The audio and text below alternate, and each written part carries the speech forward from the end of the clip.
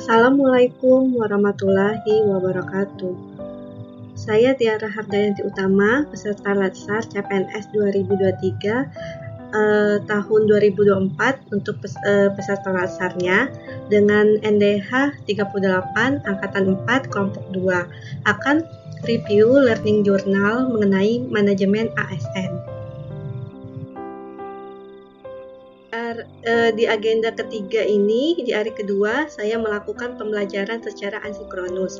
Di sini, saya mengakses bahan-bahan materi di agenda 3 mengenai Smart ASN dan juga manajemen ASN yang sudah diupload di MOC. Kemudian juga melakukan pengerjaan tugas, baik itu tugas kelompok maupun individu secara offline.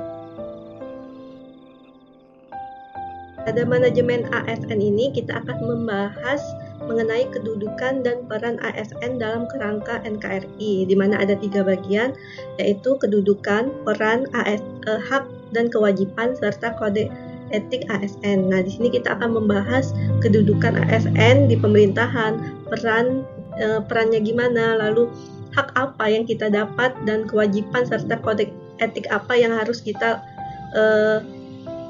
jalani gitu. Kemudian ada konsep sistem merit dalam pengelolaan ASN, di mana yaitu kebijakan manajemen ASN yang berdasarkan pada adil dan wajar tanpa membeda-bedakan baik itu agama, suku, ras, dan juga jenis kelamin, status, pokoknya kita tidak ada pembedaan. Kemudian ketiga itu adalah mekanisme pengelolaan ASN, manajemen PNS dan P3K, pengelolaan jabatan pimpinan tinggi, organisasi, sistem informasi ASN dalam penyelesaian sengketa. Nah, berarti di sini akan membahas bagaimana sih cara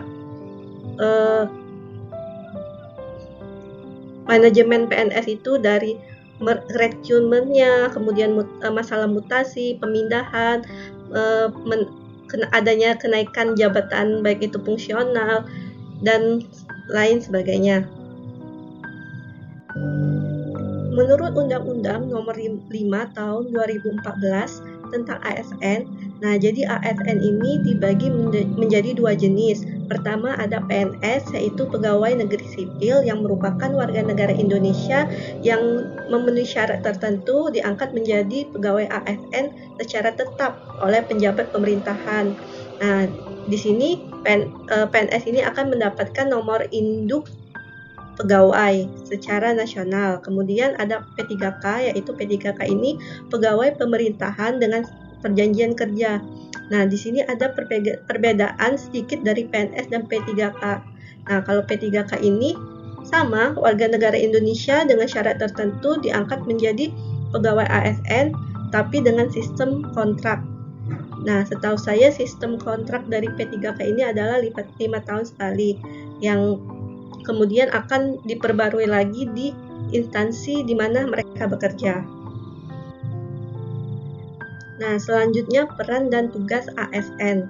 Ada 3, yaitu satu itu pelaksanaan kebijakan publik, di mana pelaksanaan kebijakan publik ini yaitu kita melaksanakan kebijakan yang dibuat oleh pejabat pembina kepegawaian sesuai dengan ketentuan peraturan perundang-undangan. Seperti misalnya saya sebagai dosen ASN, ada kebijakan yang dibuat di universitas saya seperti harus absen baik itu pagi dan sore menggunakan fingerprint. Kemudian saya sebagai dosen juga harus mempersiapkan RPS untuk mahasiswa saya dan juga harus mengerjakan tridharma, yaitu pengajaran, penelitian dan juga pengabdian masyarakat. Lalu kemudian ada pelayanan publik. Nah, pelayanan publik ini kita memberikan pelayanan publik secara profesional dan berkualitas dengan apa yang kita layani. Nah, saya sebagai dosen berarti saya melayani mahasiswa saya gitu kan ya. Berarti saya harus memberikan pelayanan yang profesional kepada mahasiswa saya, baik itu dalam pengajaran, bimbingan maupun kegiatan-kegiatan lainnya yang berhubungan dengan kampus. Kemudian ketiga itu ada perekat dan pemersatu bangsa. Di sini berarti kita mempererat persatuan dan kesatuan negara kesatuan Republik Indonesia. Di mana saya sebagai dosen juga melakukan tugas ini, di mana saya tidak melakukan diskriminatif terhadap mahasiswa saya dengan dosen lain maupun pegawai yang ada di universitas. Kemudian ada hak ASN. Di sini ada pembagiannya dua. Pertama ada hak PNS yang diatur di pasal 21 Undang-Undang Nomor 5 Tahun 2014. Di sini PNS diberikan hak oleh pemerintah, pertama gaji, tunjangan, perlindungan, pengembangan kompetensi, jaminan pensiun dan hari tua, kemudian juga cuti. Nah, kalau P3K itu diatur di pasal 22 Undang-Undang Nomor 5 Tahun 2014, di mana kalau P3K ini memiliki hak yaitu gaji, tunjangan, perlindungan, pengembangan kompetensi, dan cuti. Nah, perbedaannya ada di jaminan pensiun dan hari tua. P3K tidak diberikan jaminan pensiun dan hari tuanya.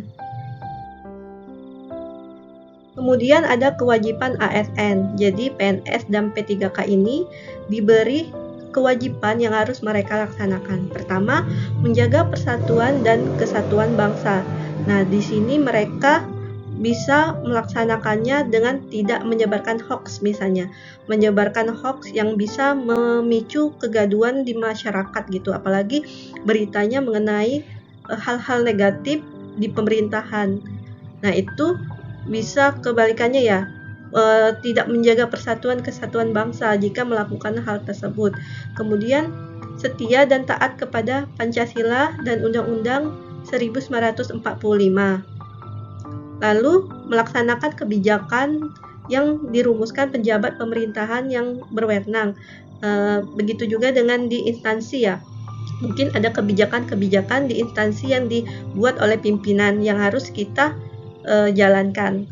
Lalu keempat ada mentaati ketentuan peraturan perundang-undangan, baik itu di lingkungan kerja maupun di lingkungan masyarakat ketika kita sudah terjun di masyarakat.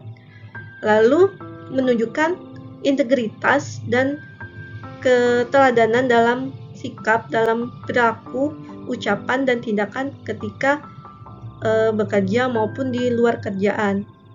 Keenam, melaksanakan tugas kedinasan dengan penuh tanggung jawab, profesional dan penuh kejujuran. Lalu ketujuh, menyimpan rahasia jabatan dan hanya dapat mengemukakan rahasia jabatan sesuai dengan ketentuan peraturan perundang-undangan.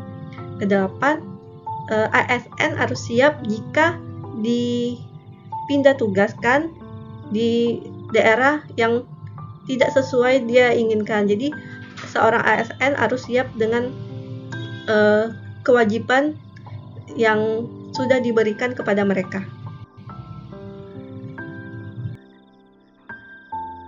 Kode etik dan kode perilaku seorang ASN. Apa aja sih kode etik dan perilaku yang harus kita terapkan? Pertama, melaksanakan tugas dengan jujur, bertanggung jawab, dan berintegritas tinggi. Jadi kita itu sebagai seorang ASN harus jujur dengan pekerjaan yang sudah ditugaskan kepada kita, kemudian bertanggung jawab dan juga memiliki nilai integritas. Kemudian melaksanakan tugasnya dengan cermat dan disiplin. Nah, berarti kita nggak boleh kalau bekerja itu asal-asalan. Misalnya saya sebagai dosen nih, mengajar untuk mahasiswa saya. Nah, saya harus mengajar itu dengan tepat waktu, jamnya, kemudian materi yang saya ajarkan juga harus sesuai dengan RPS yang sudah saya susun. Nah, jadi saya nggak bisa asal-asalan gitu kan, hari ini mau belajar apa hari ini aku nggak mau masuk nih, atau besok aja kesini aku mau masuk. Nah, jadi itu bukan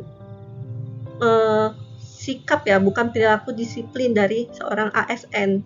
Ketiga, melayani dengan sikap sopan, hormat, dan tanpa tekanan. Jadi kita harus menyikapi atau melayani publik itu dengan sopan santun dan juga menyenangkan, mungkin ya, ramah tamah gitu. Nggak boleh merasa tertekan ketika kita berhadapan dengan masyarakat. Lalu melaksanakan tugasnya sesuai dengan perintah atasan, sejauh perintah itu tidak ada bertentangan dengan peraturan perundang-undangan dan juga etika pemerintah. Jadi kita itu harus loyal kepada suatu organisasi atau kepada negara, bukan loyal kepada atasan. Takutnya kalau kita loyal pada atasan, ketika atasan itu bertentangan dengan perundang-undangan atau bertentangan dengan etika pemerintah, kita bisa menolak untuk mengikuti kebijakan yang beliau buat gitu kan ya, karena itu tidak sesuai dengan kode etik dan kode perilaku seorang ASN. Lalu tidak menyalahgunakan informasi internegara, tugas, status kekuasaan, dan jabatan untuk mencari keuntungan atau manfaat diri sendiri atau untuk orang lain. Nah, hal ini mungkin adalah beberapa orang ya melakukan ini, jadi karena dia mempunyai kekuasaan atau mempunyai jabatan, jadi mereka melakukan sesuatu yang untuk menguntungkan dirinya sendiri. Misalnya ada jabatan nih kosong nih, mungkin seseorang ini, pimpinan ini mengambil saudaranya yang mungkin saudaranya ini tidak berintegritas dalam bekerja. Nah, ini salah satu penyalahgunaan kekuasaan ya, di mana pimpinan ini asal-asalan mengambil pegawai tanpa mengetahui integritas pegawai itu, karena pegawai yang diangkat ini karena saudaranya atau anaknya.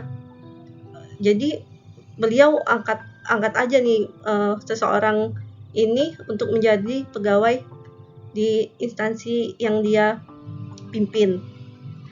Lalu kemudian memberikan informasi secara benar dan tidak menyesatkan pihak lain yang memerlukan informasi ini. Nah, jadi seorang ASN itu tidak boleh menyebarkan hoax, tidak boleh memberikan informasi itu asal-asalan. Kita harus tahu nih benar atau enggak informasi yang kita berikan kepada publik gitu kan ya. Lalu ketujuh, menggunakan kekayaan dan barang milik negara secara bertanggung jawab, efektif, dan efisien. Jadi jika ada barang di kantor, nah kita tuh harus menggunakannya secara bertanggung jawab gitu. Misalnya ada kertas nih, kita tahu nih di ruangan kita punya banyak kertas.